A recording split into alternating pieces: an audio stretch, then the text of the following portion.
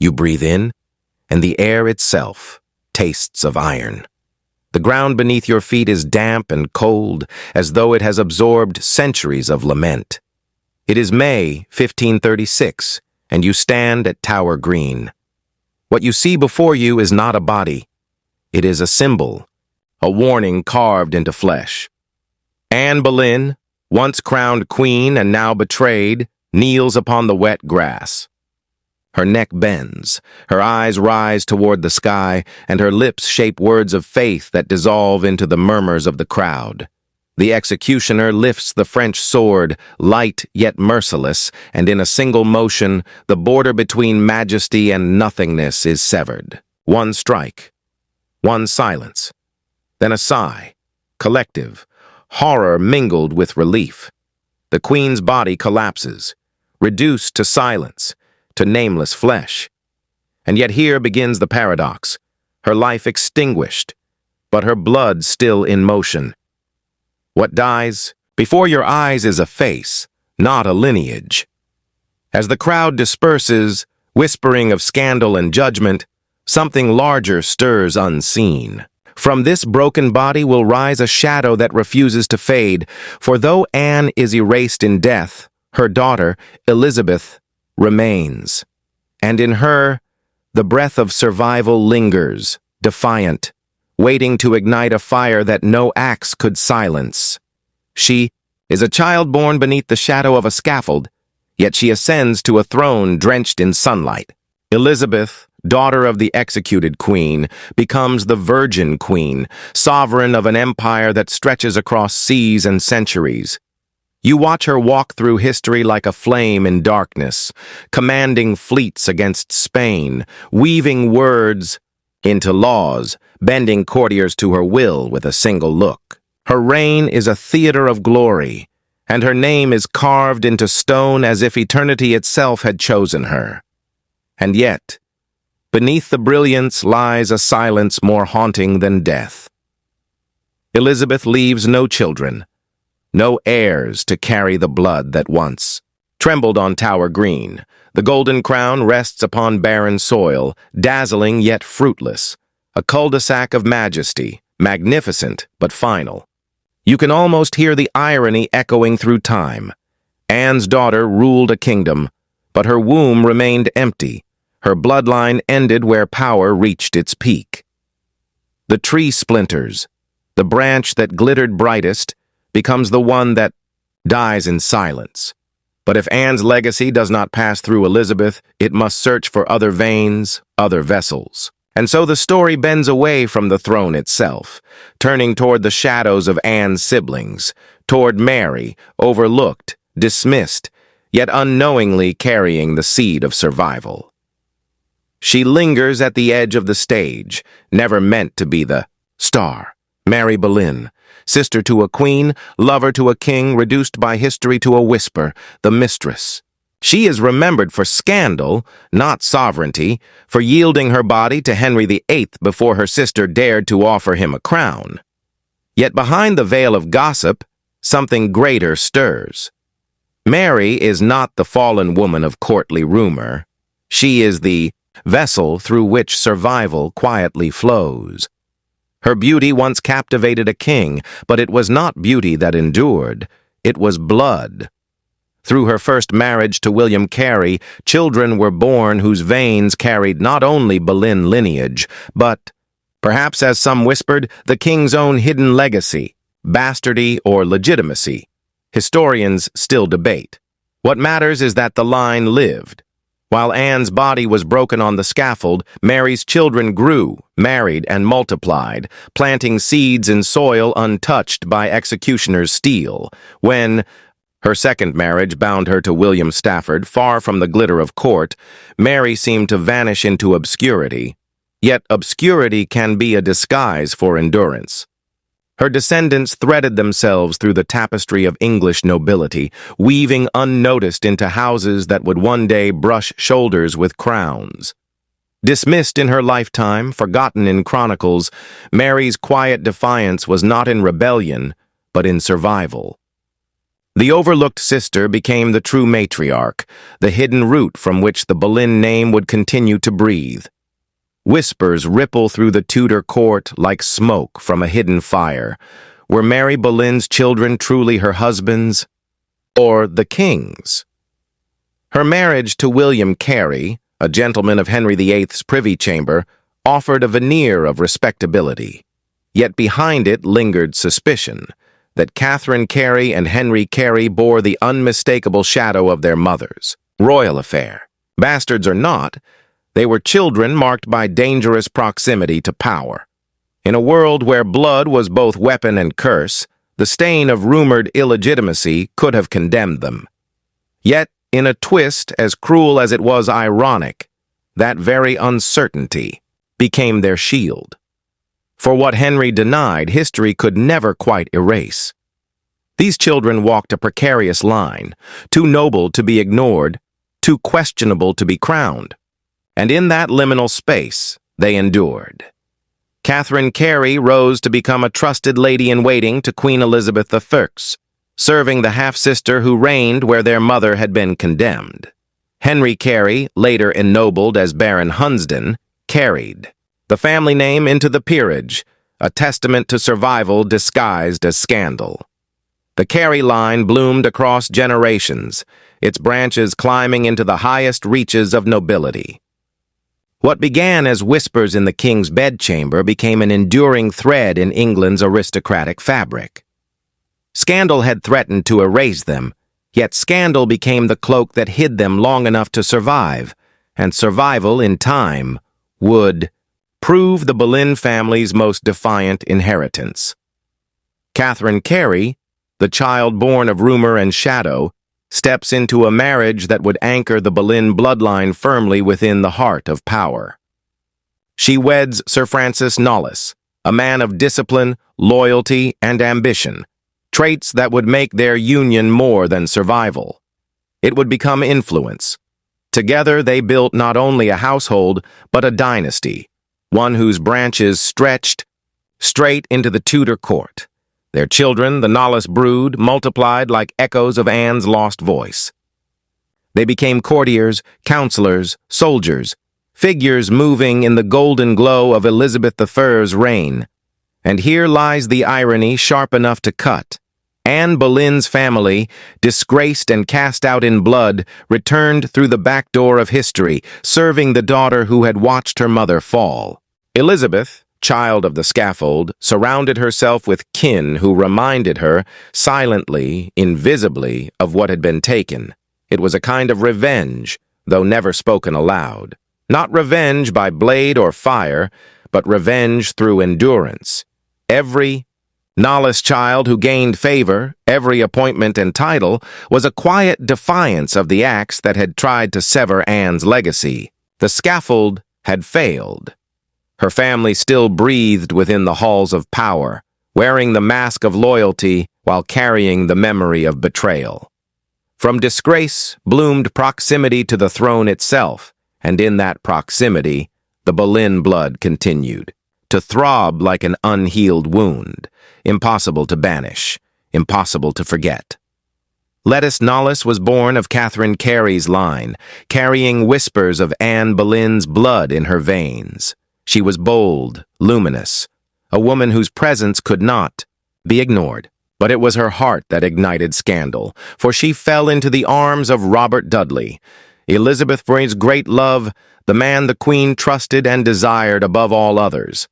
Their union, sealed in secret, was less a marriage than an act of defiance, against a monarch whose fury could eclipse the sun. When Elizabeth discovered the betrayal, her rage was legendary. She struck Lettice from court, branding her the she-wolf who had stolen what even a queen could not rightfully possess, Dudley's devotion.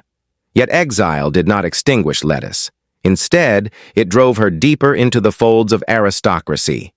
Her children, born of scandal, would marry into noble houses, weaving Boleyn blood into new branches of England's ruling class. This was the paradox of Lettice's fate. In betraying Elizabeth, she also ensured Anne Boleyn's lineage would not remain bound only to a childless throne. The Queen's humiliation became the family's survival. Passion and betrayal, disgrace and endurance. Each thread twisted tighter, pulling the Boleyn bloodline deeper into the noble tapestry of England. Elizabeth could erase lettuce from her presence, but she could not erase her from history. The woman who provoked a queen's wrath became the silent matriarch of survival, embedding Anne's legacy where no monarch's anger could reach. Not every branch of the Boleyn tree glittered with scandal or brushed against the crown. Many withered quietly, their names dissolving into parish records and weathered stones. These were the minor gentry, children of children, whose blood carried Anne's echo, but whose lives left no trace beyond a line in a ledger. Their stories do not end in courts or coronations, but in silence.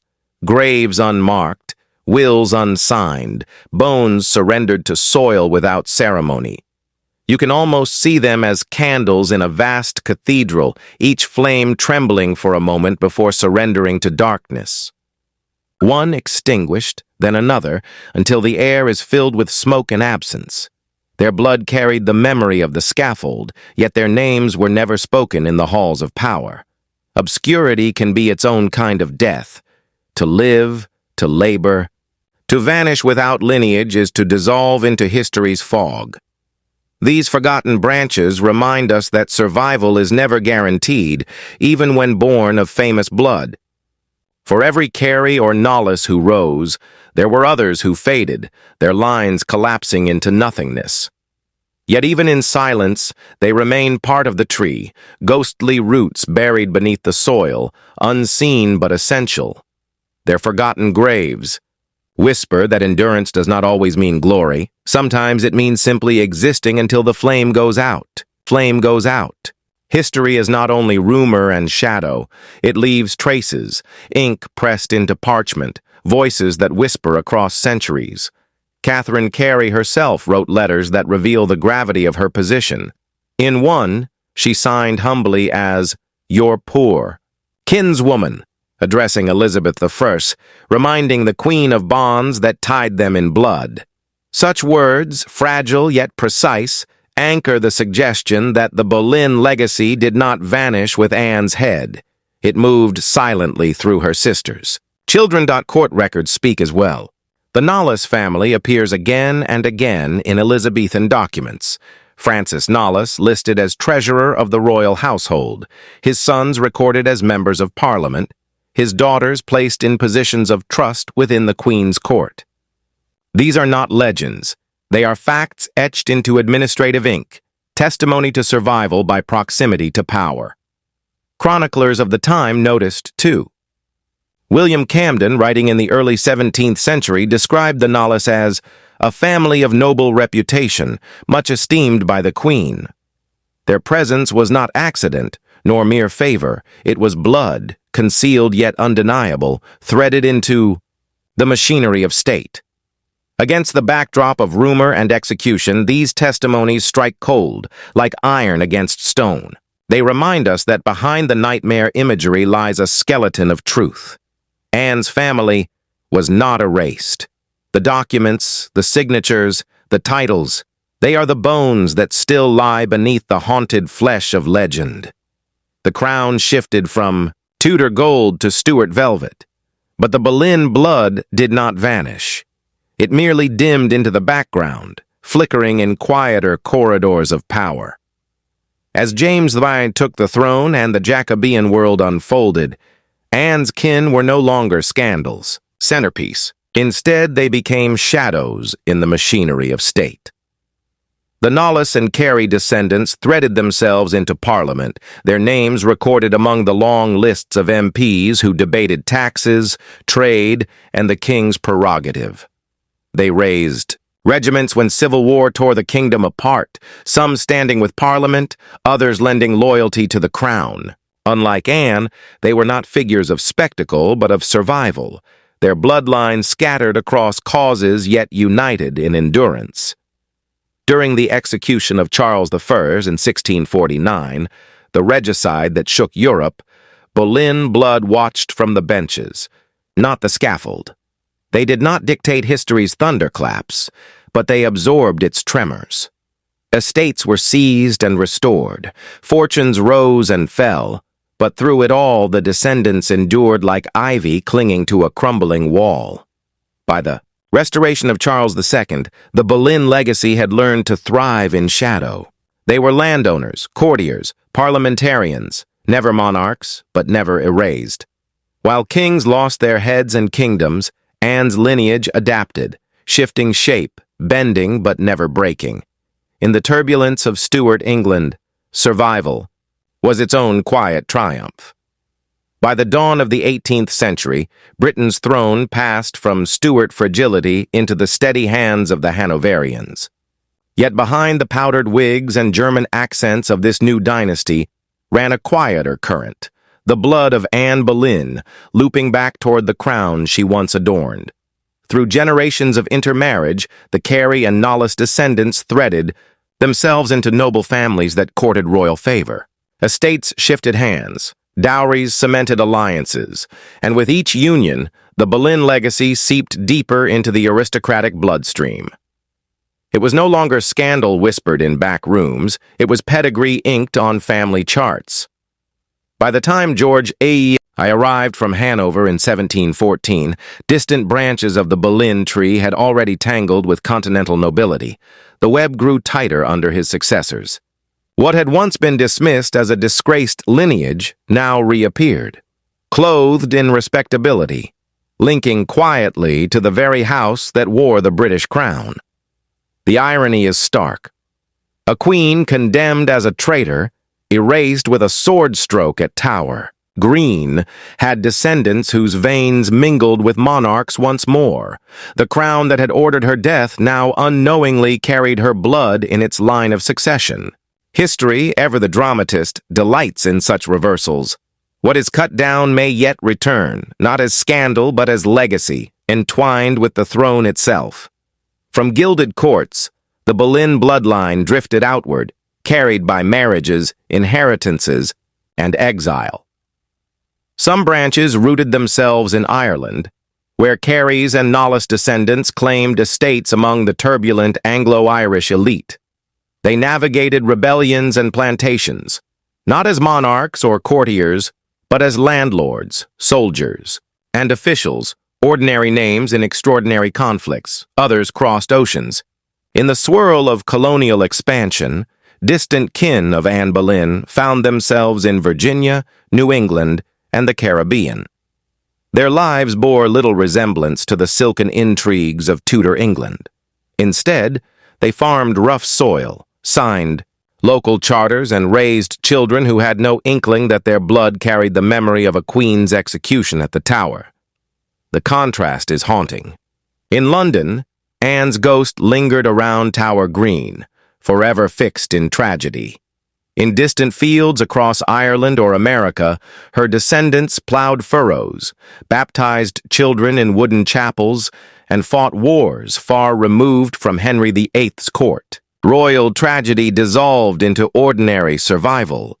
And yet, in these forgotten villages and colonial homesteads, the Boleyn legacy endured more securely than in palaces. A crown can end with a single heirless death, but a farmer's children, or a merchant's sons, multiply quietly across centuries. Thus, the blood of a queen condemned in splendor flowed on, hidden in the veins of those who never knew her name. Crowds today line the mall to glimpse modern royals, never suspecting the ghost who walks beside them. For Anne Boleyn's blood, spilled so mercilessly at the Tower, has not vanished. It has wound its way, thread by thread, into the veins of those who stand closest to the throne.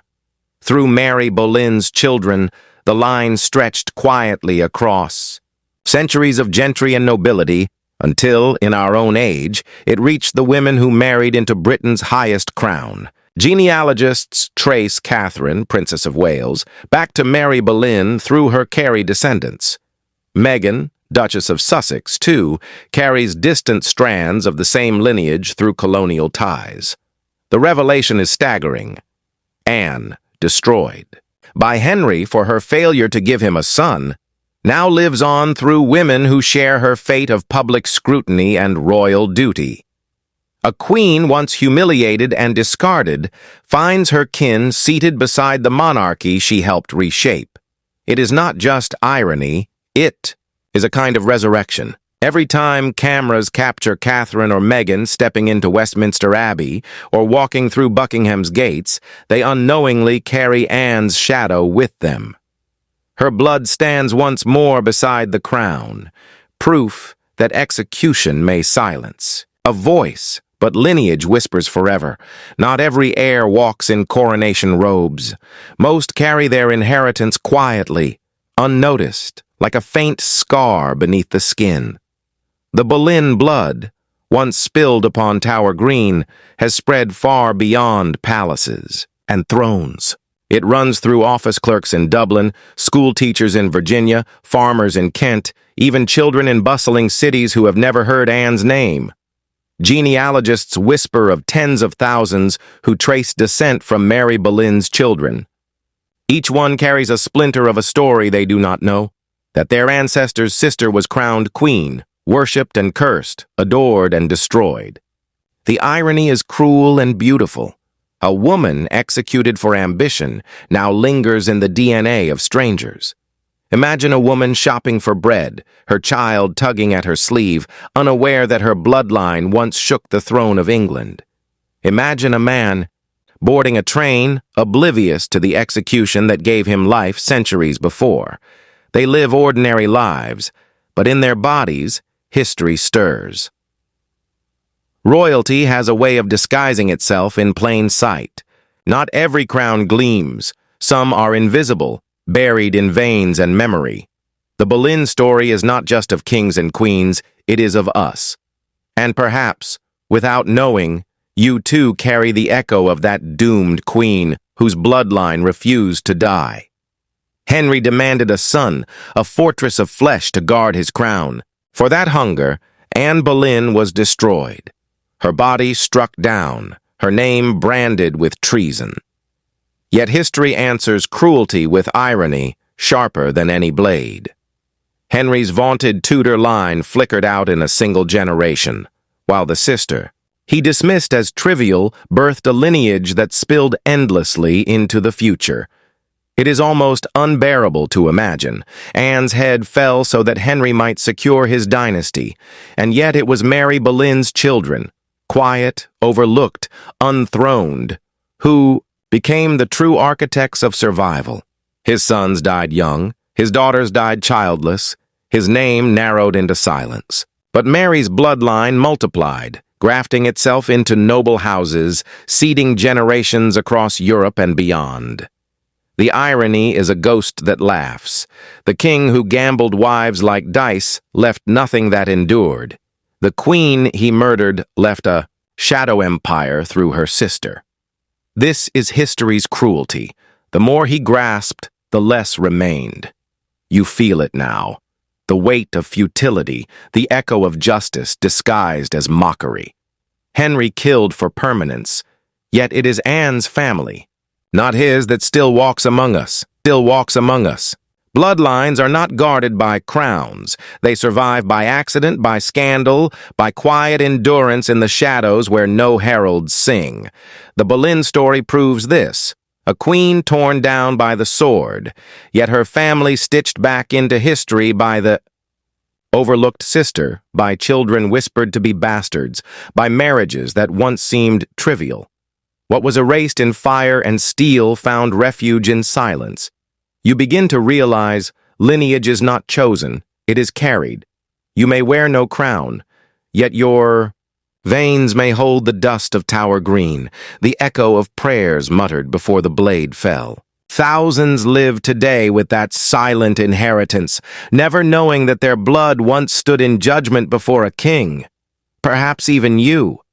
Perhaps the pulse in your wrist is more ancient than you think, bearing within it the whisper of Anne's final breath. And so the warning remains. Power crumbles, thrones decay, but blood endures in unexpected places.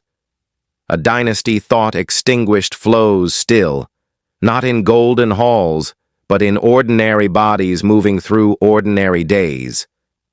Anne's body was broken, her name condemned, but her blood still walks among us, quiet, persistent, immortal.